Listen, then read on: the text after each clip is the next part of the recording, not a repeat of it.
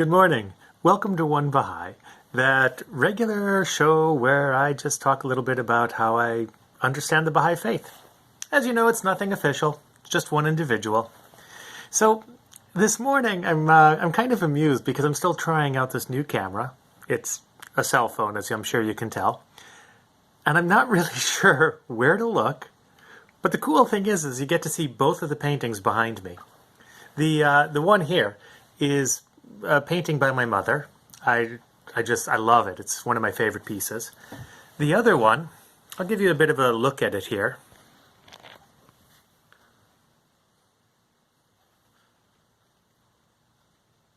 Yeah, I can't quite get that, but the piece there was painted by a friend of mine, Robert Pasternak. Over the years, I've been working with other artists to try to get a collection of pieces based on the Baha'i writings. My intention when I began, 25 years ago, 25 years ago, 30 years ago, my intention was at the time to collect pieces of art based on the writings from different artists, take a picture, and publish a book with the picture on one side, the story, and the quote. Now, at the time, I had a fairly valuable comic book. It was the first appearance of Wonder Woman. And my friend Robert wanted it, so I said, well, I'll trade you.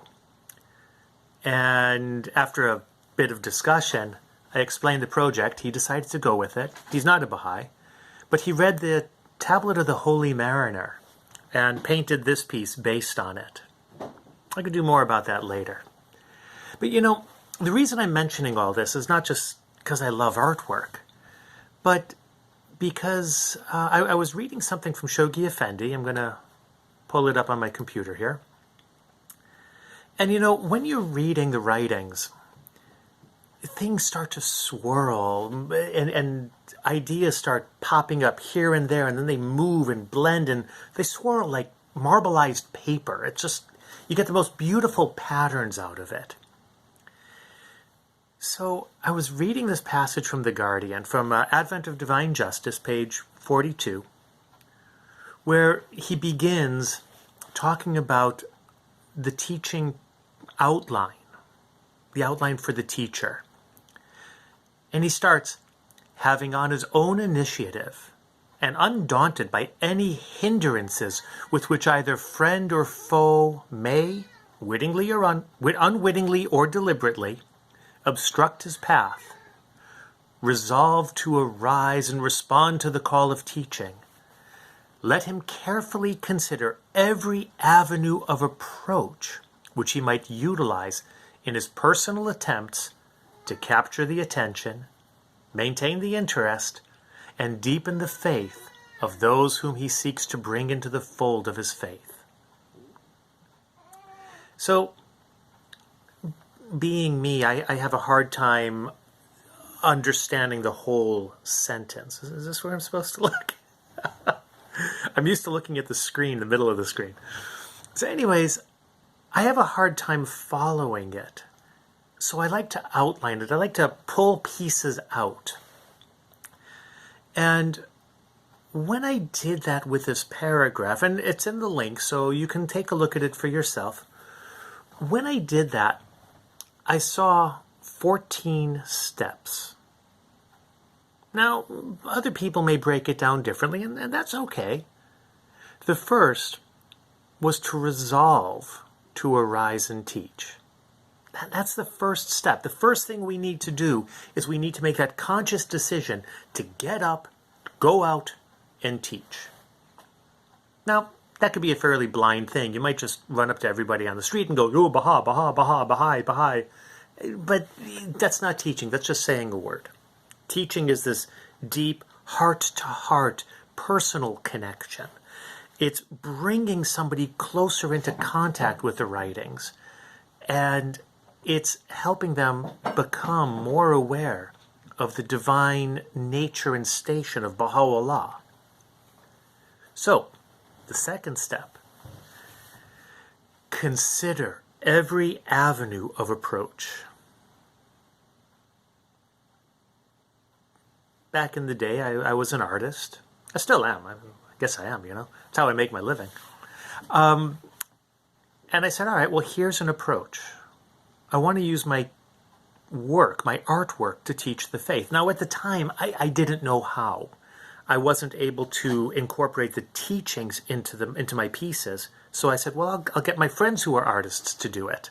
Hence, this piece. Survey. This is number 3. Survey the possibilities in your own life. Okay, I met tons of people. I meet thousands of people every year, except this year. So I changed my avenue of approach. Sure, I could get other people to paint and sculpt and write and do all sorts of other things. But I resolved to understand what possibilities my life offered. Now, I work at an outdoor market in the summer. I meet thousands of people a day. And my wife, God bless her, she agreed that my purpose in being there was not to make every dollar that I could. My purpose was to talk to people, talk to them about spiritual things, and help them feel more hopeful and joyous at the end of the day. That was my purpose in being there. My income was secondary.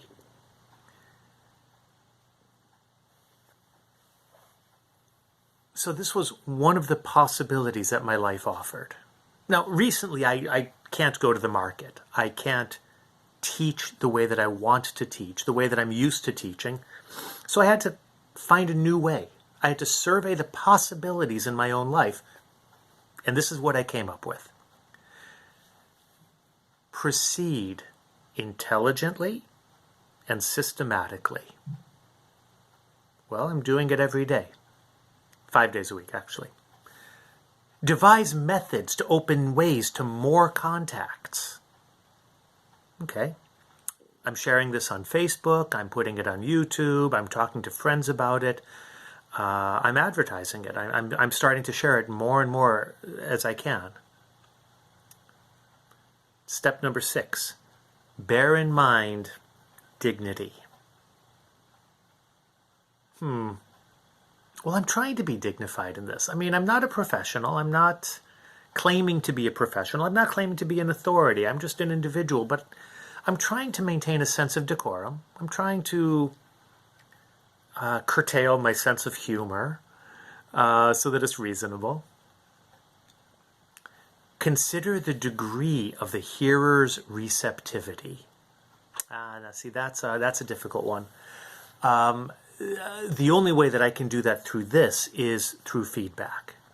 But you, friend, you have a lot of contacts. You have a lot of people that you're aware of. You are considering your approaches. You're surveying the possibilities in your own life, especially at this difficult time during this global crisis. You're considering those approaches, you're surveying the possibilities, you're proceeding intelligently and systematically. I'm sure you're devising ways and methods too.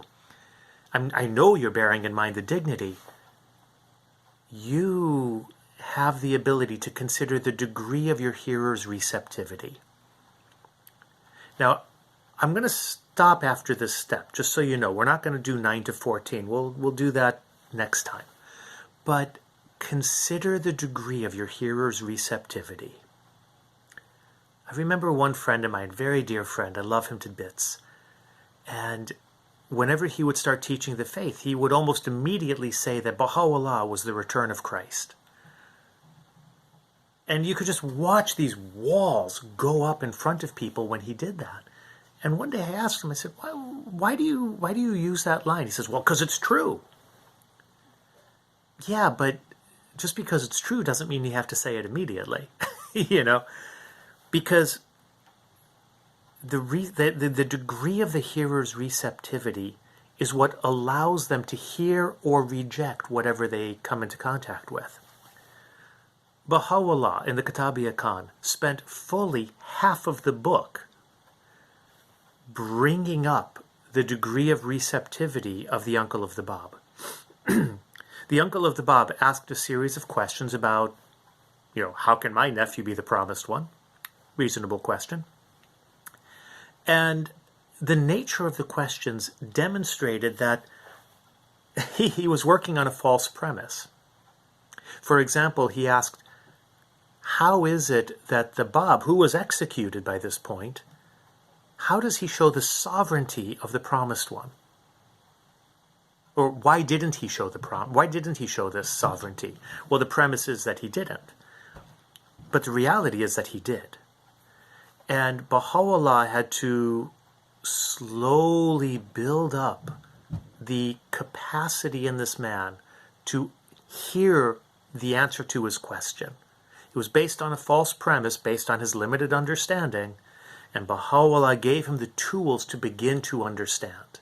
It's sort of like you can't teach a child calculus until they understand addition and multiplication and algebra and geometry.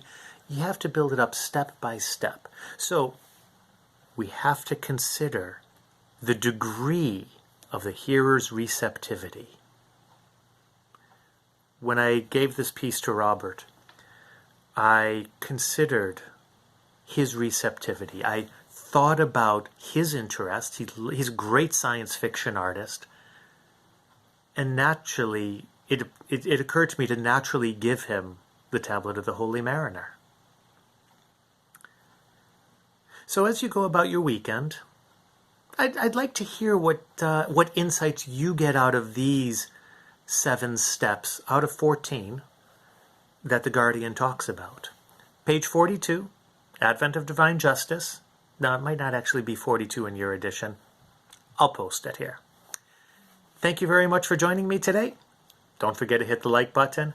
If you have any suggestions on how I can make these videos better, like keep my eyes here, not there, just little details. If you have any suggestions, I would love to hear them. And yeah, either I'll see you on the weekend or we'll talk on Monday.